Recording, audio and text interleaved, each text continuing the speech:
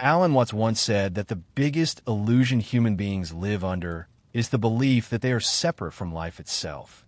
He wasn't a monk, a guru, or even a traditional philosopher.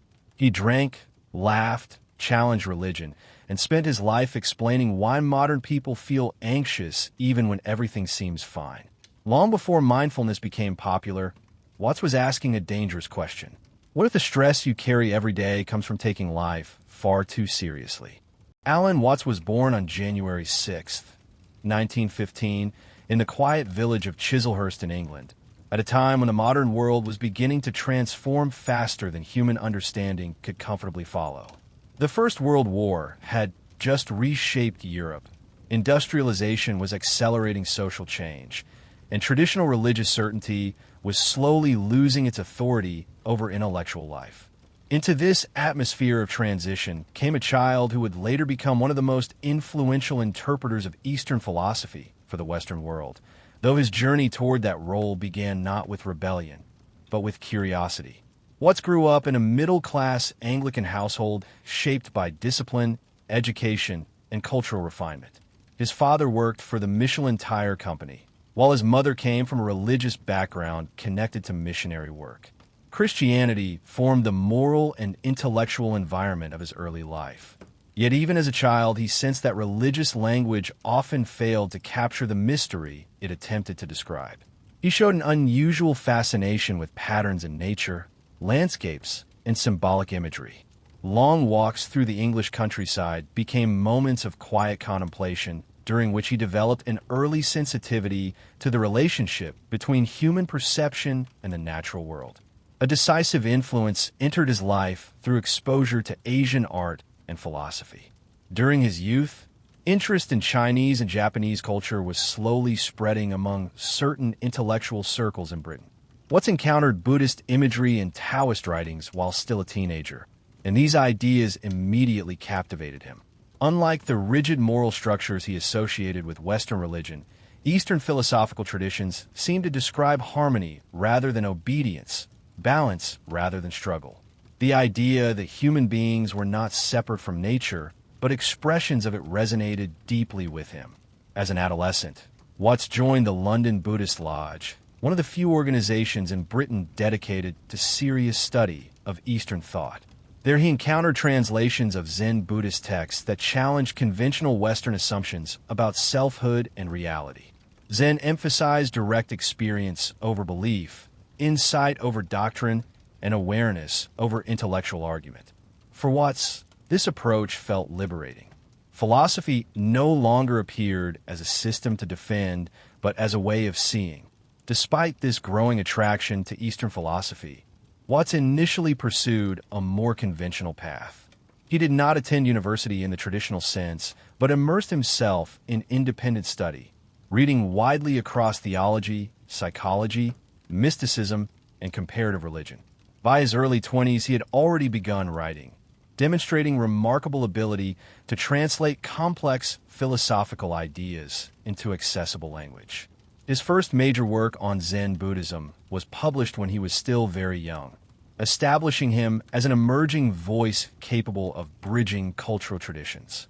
In 1938, Watts moved to the United States, a decision that would permanently shape his intellectual trajectory. America at that time represented experimentation and reinvention. The cultural environment allowed thinkers greater freedom to explore unconventional ideas. Watts enrolled at Seabury Western Theological Seminary in Illinois and was ordained as an Episcopal priest. For a period, he attempted to reconcile Christian theology with insights drawn from Eastern philosophy. He believed that beneath cultural differences lay a shared mystical understanding pointing toward unity between humanity and the divine. During his years as a priest, Watts developed a reputation as an engaging speaker capable of explaining spiritual concepts in vivid and relatable ways. Yet tension gradually emerged within him. Institutional religion required doctrinal certainty and moral authority, while his philosophical explorations increasingly emphasized paradox, uncertainty, and experiential understanding. He struggled with the idea that spiritual truth could be confined within fixed structures or official interpretations. This internal conflict led Watts to step away from formal ministry. Rather than abandoning spirituality, he moved toward a broader exploration of consciousness itself. Settling in California during the post-war period, he entered an environment uniquely receptive to new ideas. The American West Coast was becoming a meeting ground for psychology, art, Eastern philosophy, and emerging countercultural movements. Universities, artists, and intellectual communities were questioning materialism and searching for alternative ways of understanding human existence. Watts began teaching, lecturing, and broadcasting extensively. His voice, calm yet playful, became one of his most powerful tools. Through radio programs and public talks, he introduced audiences to Taoism, Zen Buddhism, Hindu philosophy, and comparative mysticism without demanding religious conversion. He presented these traditions not as foreign beliefs, but as perspectives capable of illuminating everyday life. One of his central insights was that many psychological struggles arise from the illusion of separation between the individual self and the universe. He argued that modern Western culture encouraged people to see themselves as isolated egos trapped inside bodies, confronting an external world. This perception generated anxiety, competition, and a constant need for control. Drawing from Taoist and Buddhist thought, Watts suggested instead that the self is a process rather than a fixed entity, inseparable from the environment in which it exists. Just as a wave cannot exist apart from the ocean, the individual cannot exist apart from the total movement of life. His teaching style differed dramatically from academic philosophy. Watts used humor, storytelling, and vivid metaphors rather than technical argument. He compared existence to music, emphasizing that life is meant to be experienced rather than completed like a task. The purpose of music lies in the playing itself, not in reaching the final note. Similarly, life's value exists in participation rather than achievement alone. These ideas resonated strongly during the cultural transformations of the 1950s and 1960s, when many people questioned traditional definitions of success. As his popularity grew, Watts became closely associated with the emerging counterculture. He lectured at universities, appeared in public discussions about psychology and spirituality, and influenced generations seeking alternatives to rigid social expectations. Yet he resisted becoming a guru or authority figure. He repeatedly warned listeners against turning philosophical insight into another belief system. Understanding, he insisted, must remain dynamic and experiential. By the middle of his life, Alan Watts had become one of the most recognizable interpreters of Eastern wisdom in the Western world. His work helped introduce concepts such as mindfulness, non-duality, and flow long before they entered mainstream culture. He stood at the intersection of philosophy, religion, psychology, and art, translating ancient insights into modern language accessible to ordinary audiences. At this stage, his intellectual journey was still unfolding. The lectures that would define his legacy, the personal struggles that complicated his public image, and the deeper exploration of consciousness that characterized his later years were yet to reach their full expression. The story of Alan Watts was not merely about philosophy, but about a lifelong attempt to reconcile understanding with lived experience, to explore whether freedom of mind could truly coexist with the complexities of modern life. As Alan Watts settled into life in California during the late 1940s and early 1950s, his intellectual voice began to mature into the form that would eventually reach millions of listeners. The United States, after the Second World War, was entering a period of economic expansion and technological optimism. Yet beneath this prosperity, many people experienced a growing sense of psychological emptiness. Material success did not appear to resolve anxiety, alienation, or the quiet feeling that modern life had become disconnected from meaning. Watts recognized this tension immediately. He understood that Western society possessed extraordinary external power but lacked an equally developed understanding of inner experience. Leaving formal priesthood marked a decisive turning point. Watts no longer attempted to reconcile Eastern philosophy within Christian institutional frameworks. Instead, He began exploring spirituality as direct experience rather than belief. He immersed himself deeply in Zen Buddhism, Taoism, and Hindu Vedanta, studying not merely texts but the underlying attitudes toward existence that shaped these traditions. What fascinated him most was their refusal to divide reality into rigid oppositions, such as mind versus body, humanity versus nature, or sacred versus ordinary life. During this period, Watts accepted a position at the American Academy of Asian Studies in San Francisco, an institution that became a gathering place for scholars and thinkers interested in cross-cultural philosophy. There he worked alongside Japanese and Chinese intellectuals who had direct familiarity with traditions Western audiences barely understood. These interactions refined his interpretations and prevented his work from becoming superficial imitation. Watts increasingly saw himself not as a teacher of Eastern religion, but as a translator between civilizations. His lectures began attracting wide audiences because of their unusual tone. Unlike academic philosophers who relied on technical terminology, Watts spoke conversationally, blending humor with profound insight. He had an extraordinary ability to dissolve complex metaphysical ideas into everyday examples. He might explain Buddhist emptiness through the experience of listening to music, or describe Taoist balance through the movement of water flowing around obstacles. Listeners felt that philosophy was no longer distant or intimidating, but intimately connected to ordinary experience. A central theme emerging in his teaching was the illusion of the separate self. Watts argued that modern individuals are conditioned from childhood to believe they exist as isolated egos enclosed within skin, confronting an external world as outsiders. Language itself reinforces this illusion by encouraging people to think in terms of subjects acting upon objects. Drawing from Zen and Taoist thought, Watts suggested that this perception creates deep psychological tension. When individuals see themselves as separate from nature, they feel compelled to control and dominate their environment, producing anxiety and ecological imbalance alike. Instead, he proposed that human beings are expressions of the universe rather than strangers within it. Just as waves arise naturally from the ocean, consciousness arises from the total process of existence. The boundary between self and world, he argued, is conceptual rather than absolute. This idea carried profound emotional implications. If the self is inseparable from the larger process of life, then fear of isolation loses its foundation. One participates in reality rather than struggling against it. During the 1950s, Watts also began broadcasting radio programs that significantly expanded his influence. His calm voice, rhythmic pacing, and storytelling style proved perfectly suited for audio transmission. Listeners encountered philosophy not as argument, but as guided reflection.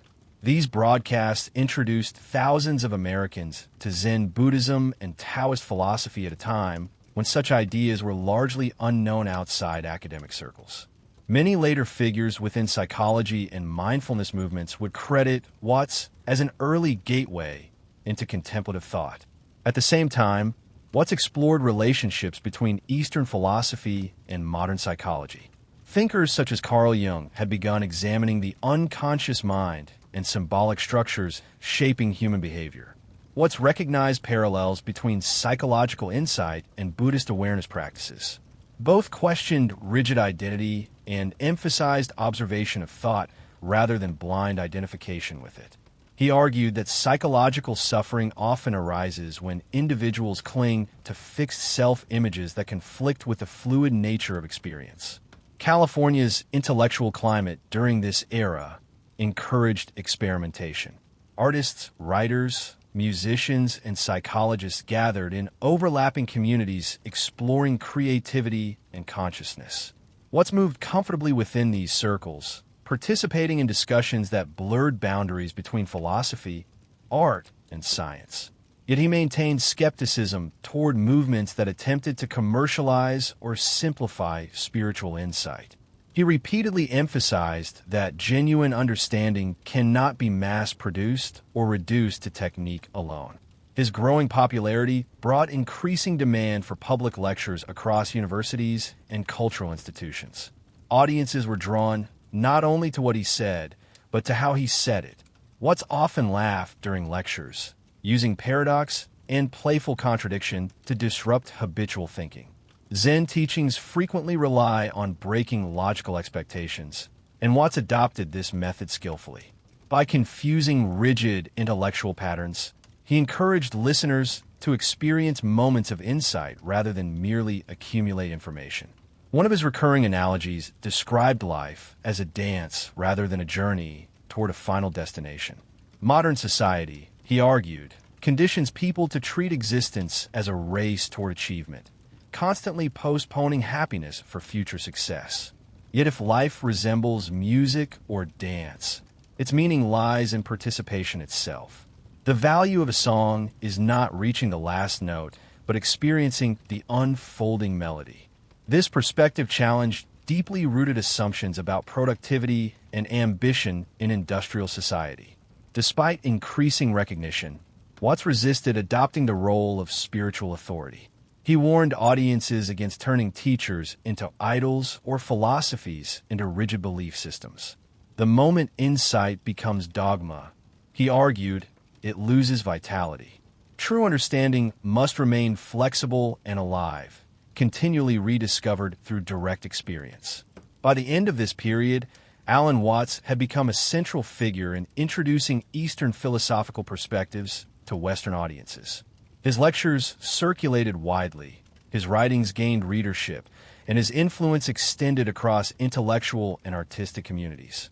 Yet beneath professional success, tensions were also developing within his personal life. The challenge of embodying philosophical freedom within ordinary human relationships and responsibilities would soon become one of the defining struggles of his later years, revealing the complex distance that sometimes exists between understanding wisdom and living it fully. As Alan Watts entered the 1960s, his public influence expanded dramatically, placing him at the center of a cultural transformation that was unfolding across the Western world. This was an era marked by questioning of authority, experimentation with new forms of consciousness, and growing dissatisfaction with purely material definitions of success. Universities were filled with young people searching for meaning beyond career and conformity, and many encountered Watts through recordings of his lectures that circulated widely across campuses. His voice became strangely familiar to an entire generation attempting to understand freedom, identity, and the nature of awareness itself. Unlike many academic philosophers, Watts did not present philosophy as a system requiring intellectual mastery. He approached it as an exploration of perception. Again and again, he returned to the idea that human suffering arises from misunderstanding the relationship between the self and reality. Western culture, he argued, trained individuals to experience themselves as separate observers trapped inside their own minds, struggling to control an unpredictable external world. This sense of division produced chronic anxiety. People felt responsible for managing life as if they stood apart from it. Watts increasingly emphasized non-duality, the insight found in many Eastern traditions that apparent opposites are expressions of a single underlying process. He explained that pleasure and pain, success and failure, life and death exist in mutual relationship rather than absolute opposition. Attempting to eliminate one side entirely destroys balance itself. Just as sound depends upon silence and movement depends upon stillness, existence unfolds through contrast. Acceptance of this dynamic allowed individuals to relax their constant effort to dominate experience. During this period, Watts produced some of his most influential books and lectures, translating Taoist and Zen concepts into language accessible to modern audiences unfamiliar with traditional religious frameworks. He spoke about the Tao as the natural flow of reality, an unfolding process that cannot be forced or controlled without creating resistance. Human beings suffer, he suggested, when they attempt to live against this flow through excessive striving or rigid planning. Wisdom involves learning to participate rather than command. His popularity placed him in close proximity to the emerging counterculture movement. Interest in meditation, altered states of consciousness, and Eastern spirituality expanded rapidly in the United States and Europe. Watts became both admired and misunderstood within this environment. Many listeners interpreted his discussions of awareness and ego dissolution as encouragement for rebellion against social norms. While he explored altered states philosophically and sometimes personally, he repeatedly warned that insight cannot be permanently achieved through external means alone. Genuine understanding required attention to ordinary consciousness rather than escape from it. At the same time, tensions within Watts's personal life became increasingly visible. He married more than once, struggled with financial stability despite professional success, and developed a complicated relationship with alcohol. These difficulties revealed an important dimension of his humanity. Watts never claimed enlightenment as a permanent personal achievement. Instead, he often described himself as an entertainer or philosophical provocateur whose role was to stimulate insight rather than embody perfection. The contrast between his intellectual clarity and personal challenges later fueled both admiration and criticism. Rather than weakening his philosophy, these struggles highlighted one of his central themes. Understanding life intellectually does not eliminate human vulnerability. Awareness does not remove emotion or conflict. Watts frequently spoke about the danger of turning spirituality into another form of ego achievement. The desire to become perfectly enlightened, he argued, often reinforces the very self-centered striving one hopes to transcend. During the late 1960s, Watts moved to a houseboat community in Sausalito and later spent significant time in a secluded cabin on Mount Tamalpais, overlooking the Pacific Ocean. These environments reflected his attraction to natural settings where philosophical reflection merged with lived experience.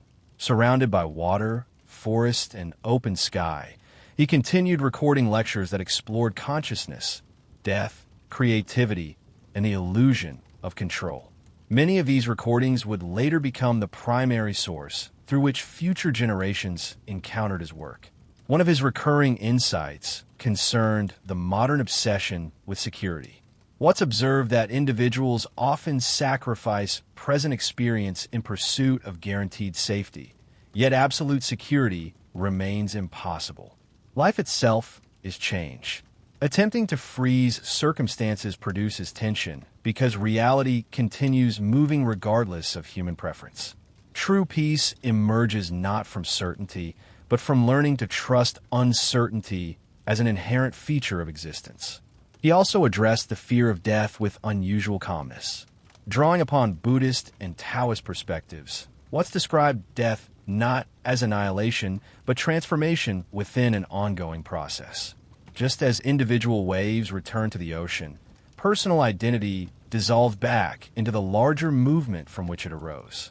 This perspective aimed not to deny grief, but to soften existential terror by reframing individuality as temporary expression rather than isolated possession.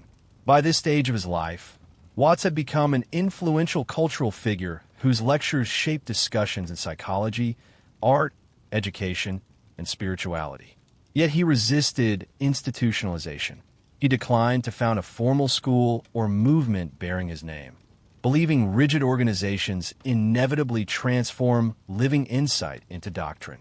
His work remained fluid, transmitted primarily through speech rather than structured authority. As the decade drew toward its end, the cultural optimism that had fueled much experimentation began encountering disillusionment. Social conflict, political unrest, and personal excess affected many within the counterculture, including those influenced by Watts's ideas. He himself appeared increasingly reflective, aware of both the reach and limitations of philosophical teaching. The final period of his life approached quietly, marked not by dramatic transformation, but by continued exploration of the same question that had guided him since youth.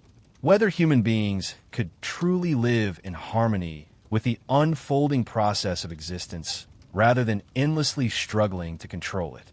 In the final years of Alan Watts's life, the public image of the philosopher and the private reality of the man moved closer together in a quiet and revealing way. By the late 1960s and early 1970s, his lectures had reached audiences far beyond universities and intellectual circles. Recordings circulated internationally, often copied and shared informally, allowing listeners to encounter his voice long after the lecture halls had emptied. Without intending to create a movement, Watts had become one of the most recognizable interpreters of Eastern philosophical thought in the modern West. Yet, unlike traditional religious teachers, he never claimed authority or spiritual completion. He increasingly described himself simply as someone exploring existence alongside his listeners.